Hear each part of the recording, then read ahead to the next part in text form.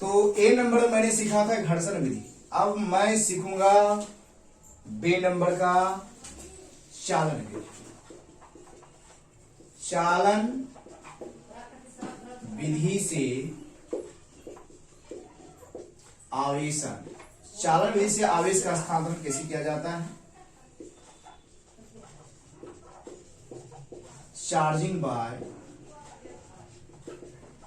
Physical method. बच्चों ध्यान देंगे, बहुत ही ये मजेदार टॉपिक है, समझेंगे सीखेंगे। एक आवेशित गोला में लिया और इस पर धनावेश है,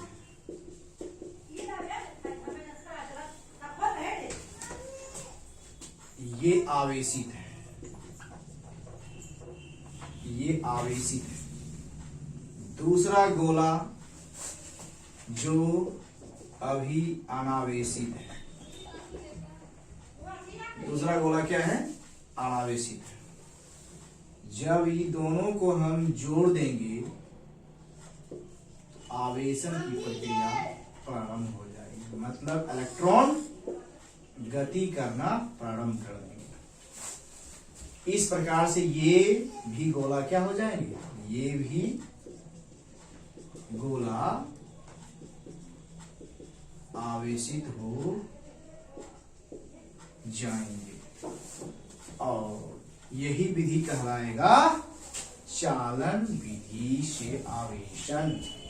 कुछ भी नहीं है, बहुत नॉर्मल है। नहीं, जब किसी आवेशित वस्तु को किसी दूसरे अनावेशित वस्तु से जोड़ दिया जाता है तो अनावेशित वस्तु आवेशित हो जाते हैं या आवेशित होने लगते हैं, इसे ही कहेंगे चालन विधि से आवेशन। आवेशन की प्रक्रिया यह विधि से जब तक होगी तब तक विभव का मान असमान रहना चाहिए। विभव का मान क्या रहेगा? विभव असमान रहना चाहिए, ठीक है ना? तब तक ये आवेशित होते रहेगा, ठीक है ना? यह आवेशन की सबसे उत्तम विधि है और यही विधि से एक बार में संपूर्ण आवेश को स्थानांतरित किया जा सकता है। यही सबसे बेहतरीन आवेशन की विधि है। अब भी वर्तमान में यही विधि का उपयोग किया जा रहा है, सबसे फेवरेट मेथड यही है, यही सबसे उत्तम विधि है। चलो इसकी एक्सप्लेन कर रहा हूं मैं। जब किसी आवेशित वस्तु को किसी दूसरे अनावेशित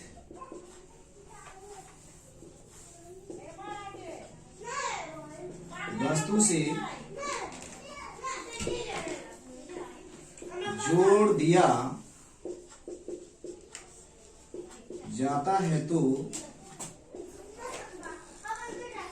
अनावेशित वस्तु आवेशित हो जाते हैं, उसे ही चालन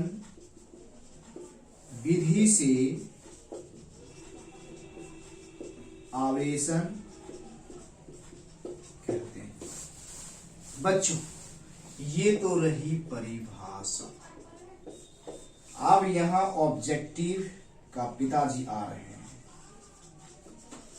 जो स्टेप चेंज करके लिखेंगे। ऑब्जेक्टिव टास्क से पूछेगा, इस विधि से संपूर्ण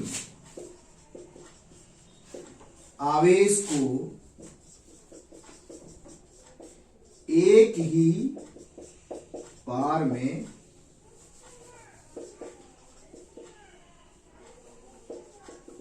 स्थानांतरित किया जा सकता है। यह आवेशन की सबसे उत्तम विधि है। इसमें आवेशन तब तक होगी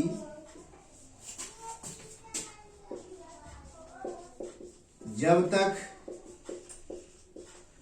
विभव का मान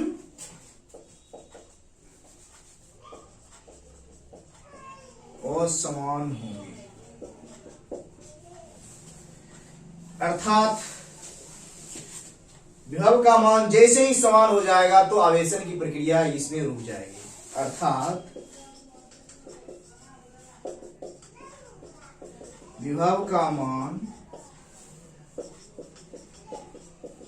जैसे ही समान हो जाएंगे ठीक वैसे ही आवेशन रुक जाएंगे। आवेशन की प्रक्रिया रुक जाएंगे। वेरी वेरी इंपॉर्टेंट है भाई, ठीक है। ये क्या है बच्चों? आवेशन विधि, ये चारण विधि में आता है टॉपिक। नहीं, चारण विधि से आवेशन की बात जब भी आए तो इसमें हम सीधे इतना ही समझेंगे कि एक वस्तु जब तक दूसरी वस्तु में संपर्क नहीं करेगा, टच नहीं करेगा, तब तक आवेश का स्थानांतरण नहीं होगा, ठीक है ना। इसमें एक आवेशित वस्तु को किसी दूसरे अनावेशित वस्तु से जोड़ दिया जाता है तो इलेक्ट्रॉन स्थानांतरित होने लगता है। अर्थात आवेशित वस्तु से अनावेशित वस्तु भी आवेशित हो जाते हैं। यही क्रिया कहलाएगा चालन विधि से आवेशन। इस विधि से संपूर्ण आवेश को एक बार में स्थानांतरित किया जा सकता है, इसीलिए यह विधि सबसे उत्तम विधि माना जाता है। इस विधि में आवेशन जब तक होगी तब तक विभव का मान और समान रहेंगे। जैसे विभव का मान क्या हो जाएंगे? समान, वैसे ही क्या हो जाएंगे? आवेशन की प्रक्रिया इसमें रुक जाएगी। ऑब्जेक्टिव क्वेश्चन पूछेगा, विभव का मान असमान रहेगा, नहीं, विभव का मान असमान रहेगा तो चालन विधि से आवेशन होंगे? यस नो होंगे। समान हो जाएंगे तो होंगे? नो, नहीं होंगे। नहीं, कहेगा आवेशन की सबसे उत्तम विधि कौन है? नहीं, चालन विधि। आवेशन की सबसे उत्तम विधि चालन विधि। एक बार में संपूर्ण आवेश का स्थानांतरण किया जा सकता है। किस विधि में आवेशन की? तो चालन विधि से किया जा सकता है।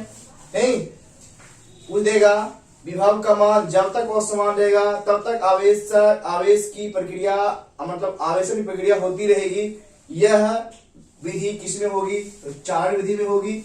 ये सब बच्चों ऑब्जेक्टिव के लाइन से है। यदि हम अच्छा से पढ़ लेते हैं तो फिर हमारा एग्जाम में क्वेश्चन क्रैक कंफर्म होगा, ठीक है। हमारा एग्जाम क्रैक कंफर्म होगा। हम बहुत ही आसानी पूर्वक से पास कर सकते हैं।